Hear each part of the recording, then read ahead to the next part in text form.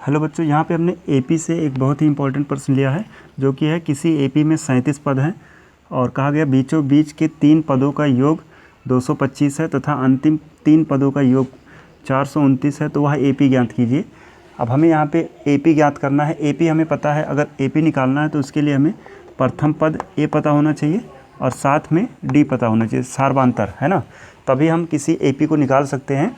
क्योंकि हम जानते हैं एपी जो होता है पहला पद उसके बाद अगला पद उसमें डी जोड़ने से मिलता है ना, ऐसे अगला पद फिर डी जोड़ने से मिलता है। तो कहीं ना कहीं ए और डी हमें पता होना चाहिए, तभी हम एपी निकाल सकते हैं। तो इन दोनों को निकालने के लिए अगर इसमें कुछ नहीं दिया है तो क्या कहेंगे, 2 समीकरण हमें मिलना चाहिए जिससे हम ए और डी को निकाल सकें, है ना। तो वो 2 समीकरण बनाने के लिए यहाँ पे लिखा गया है कि इसके जो है ठीक बीचों बीच के 3 पद का योग जो है 225 है। तो इसके लिए हम देख रहे हैं कि एपी में कुल 37 पद हैं और इनके बीचों बीच में जो 3 पद हैं उनका योग 225 है। तो बीचों बीच में 3 पद होंगे कौन, अगर ये हमको निकालना है तो उसके लिए देखो पदों की संख्या मान लेते हैं n, ये दिया हुआ है 37 पद, ठीक। और ये जो है ये 37 जो है ये विषम है, और जब विषम पद होता है तो मध्य पद कैसे निकालते हैं, मध्य पद का जो फार्मूला है निकालने का ये होगा n+1 डिवाइड बाई 2 वहाँ पद, ठीक। तो यहाँ से हम n की वैल्यू रख देंगे 37 और 37 और 1 हो जाएगा 38/2 वहाँ पद, और यही आ जाएगा 19वां पद, 19वां पद। यानी 37 जो पद हैं उनमें से मध्य का पद कौन सा है, 19। और मध्य के अगर 3 पद लिए जाएं तो 19 के पहले एक ले लेते हैं जिसको हम T18 कह सकते हैं, और एक है T19 और अगला हो जाएगा T20। ये 3 पद हो जाएंगे जो इसके बीचों बीच में हैं, ठीक ना। और उसके बाद इन तीनों का योग ये दिया गया है, तीनों का योगफल जो है 225 दिया गया है यहाँ पे। तो अब क्या करते हैं, यहाँ से T18 का फार्मूला यहाँ पे हम जानते हैं A प्लस ये हो जाएगा 17D, ऐसे ही T19 होगा A प्लस 18D और यहाँ से T20 हो जाएगा A प्लस 19D, और ये बराबर है 225। बात समझ गए। T18 का फार्मूला ये सब जानते होंगे, Tn इक्वल टू होता है Tn equal to A plus n-1 into D. ये है Tn का फार्मूला। जब n यहाँ पे है तो है n-1 है, ऐसे जब यहाँ 10 होगा तो 10 - 1 यानी 9, ऐसे ही यहाँ 18 है तो हमने 17 लिखा, 19 है तो 18, 20 है तो 19 लिखा गया है ना। अब इन सबको प्लस किया जाए तो A 3 बार है, 3A हो जाएगा, प्लस का 17 है, 18 और 19 ये D है। तो इन सबको अगर जोड़ें, देखो एक इसका एक D अगर इसको दे दे तो ये 18D, तो 18, 18, 18 ये हो जाएगा 18 3 54D, और ये बराबर दिया है 225। इसको मान लेते हैं समीकरण 1। और इसी प्रकार से आगे देखें तो कहा गया अंतिम 3 पदों का योग 429 है।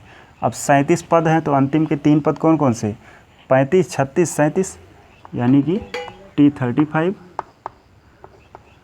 T36 और T37, इन तीनों का जो योग है ये दिया है 429।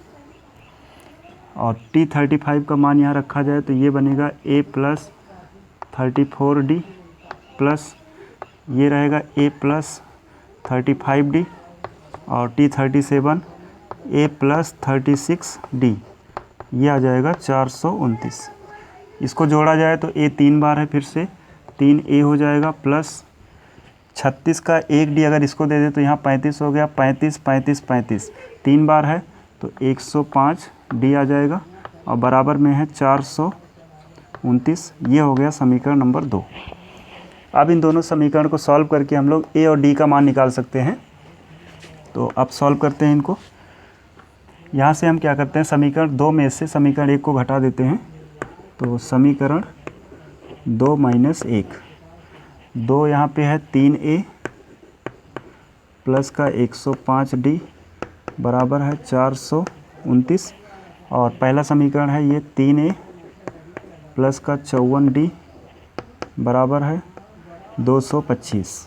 इसको माइनस कराएंगे तो साइन बदलेगा सबका, 3A से 3A कैंसिल, 105 में से अगर ये 54 घटाएंगे तो यहाँ पे 1 आ गया, और 10 में से 5 गया 5, 51D बचेगा इधर, और यहाँ इसको माइनस कराएं तो 9 में से 5 गया 4, और उसके बाद यहाँ 2 - 2 0, और ये 2, ठीक ना।